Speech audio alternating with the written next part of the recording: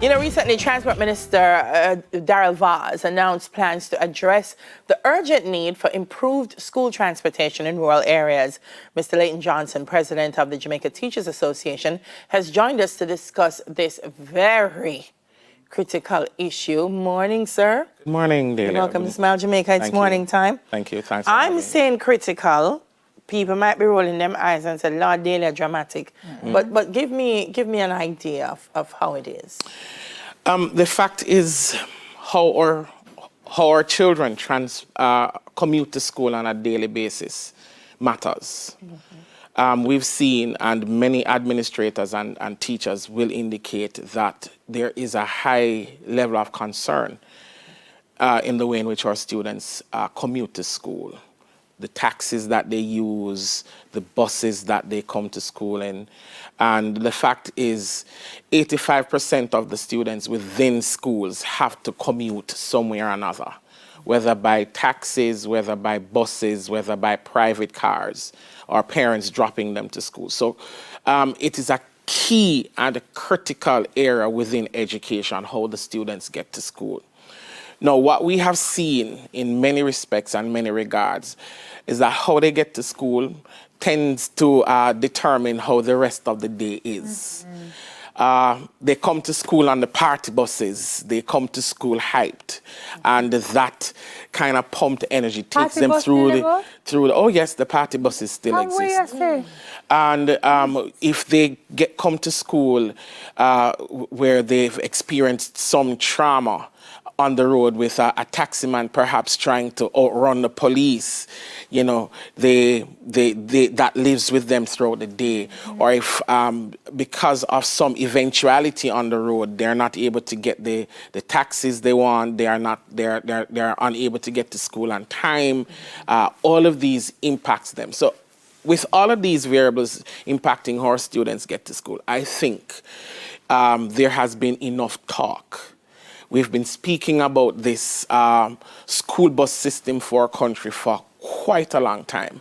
And it is necessary now that we demonstrate our willingness to get this done, implement this system. Because if you look at any jurisdiction that has a successful education system, a critical component is that of a school bus system. And we're talking about rural in this case, but you're talking about generally. Yeah, the fact is, of course, we know we have the JUTC in the urban area, and it extends to Montego Bay with the Mobay Metro.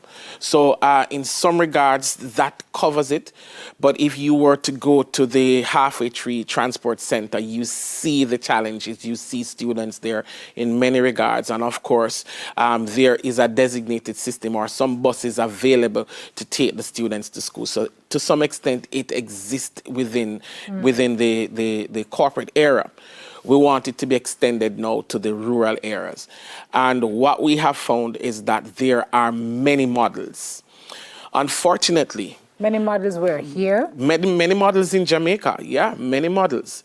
There was a pilot done some time ago following that horrendous accident involving Homewood High School and several students who lost their lives. And the buses were placed there. And in our estimation, that was a system that worked.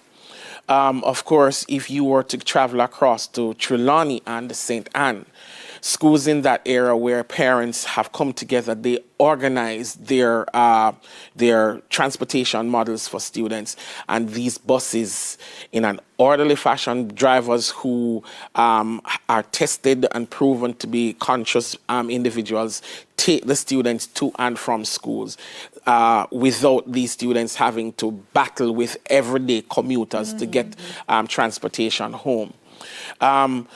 So these are models that exist. These are things that are in place. Of course, from the Ministry of Education, there is a bus program for path beneficiaries. And that again works on the basis that, you know, students who are path beneficiaries, there's a designated bus for them, and this is the cost of this is taken care through the path fund. And these students who are prescribed to be on this bus, the drivers have a list. They know the students who are to to travel on a particular bus to go to and from school. So this we can't exists. replicate that? Therefore, on that basis, with these models in place, I believe it is time for us to stop talking and get to the place where we implement this. There's a call for some persons that the students do not want to travel on the buses, or there's an unwillingness of the students to participate in the program. But I tell you, when you look at the systems specifically in St. Anne and Trelawney, or even in Manchester, I know there are 3 buses that travel from Christiana down to Mandeville every day, and these buses take a combination of students from the Carteret College, Manchester High School, Bel Air, all of them coming from that area down to Mandeville, where they can now move to their schools.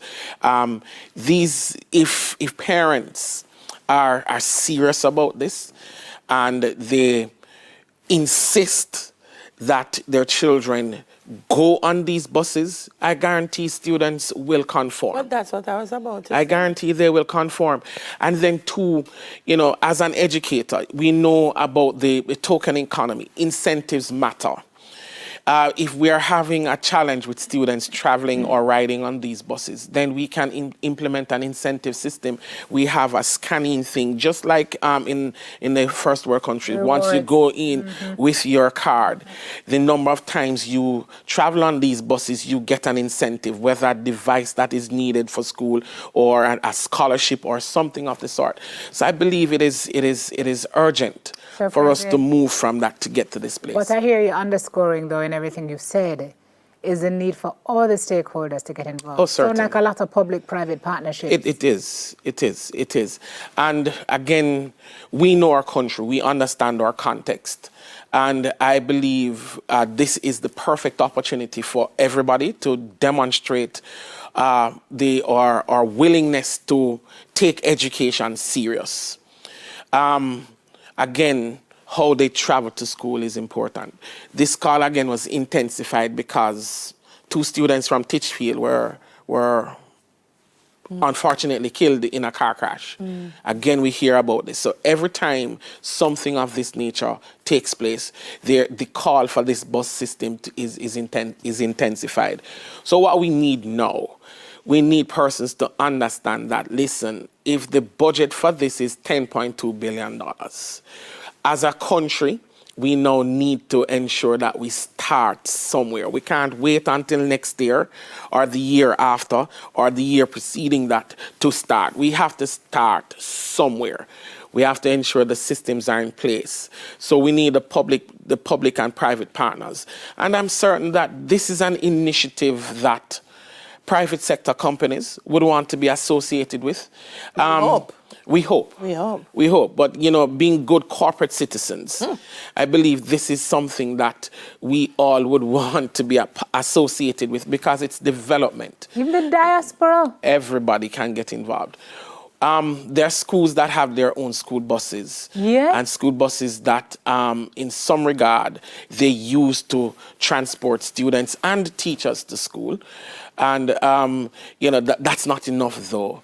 The school buses that these schools procure are basically to assist in excursions and field trips. Yes. But then what we find is that they now have to put them into service just to get students to and from school. And unfortunately, many of our schools are located in spaces where the roads are in deplorable conditions. And they're not driving here. And it makes it difficult for our bus and taxi operators, as well as the school's buses, to traverse up and down, because these school buses are not necessarily registered as public passenger vehicles. PPV. It runs a risk. So administrators will say, we can't do this because we don't have the ability to sustain that.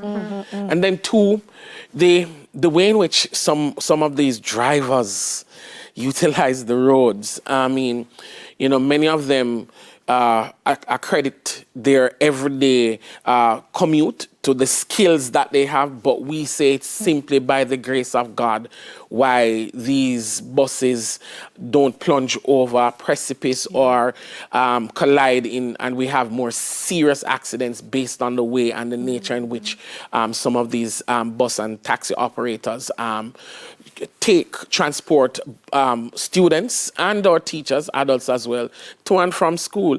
You know, it's really concerning. So we've always indicated that, look, this is a service that you are providing. We ask that you do so responsibly. We ask that you look at the vehicles that you have, ensure that they're not defective. It is not just somebody driving their little private vehicle that, you know, you can take a chance. We want or these public passenger vehicles to understand that, listen, if you're taking people, you have a responsibility to take care of the vehicle that you use. This is your livelihood, so therefore take care of it. Some of them don't really care. They don't care about the condition that the car is in, and then they attribute it to the road, saying, it make no sense, me fix it. But then, if you are transporting lives, then you must know that you are responsible for that, and you need to take responsibility for that. All right, sir. I hope whoever needs to hear heard you and that some action will be taken. We're looking at our future, our children, and we have to do something to protect them. Thank you. My pleasure. For speaking with us 1.6 this billion morning. line. Yeah, well, we can do it. Yeah. And we have The to start future. somewhere. We have to invest We have to in it. start somewhere. Absolutely. And of course, you know, with the CSEC and the CAPE that's going on, or the CAPE that's going on, you know, some students were affected yesterday. Mark you, they got to the centers. We're not sure what will happen today. Yeah. So these are things, if this system is in place, It will can not address have it. Implications. Thank you, sir, President. My pleasure. Appreciate it. Leighton Johnson, President of the Jamaica Teachers Association. We're going for another break, but stay tuned as we delve into how Hope for Youth Incorporated empowers teen moms. We'll be back shortly.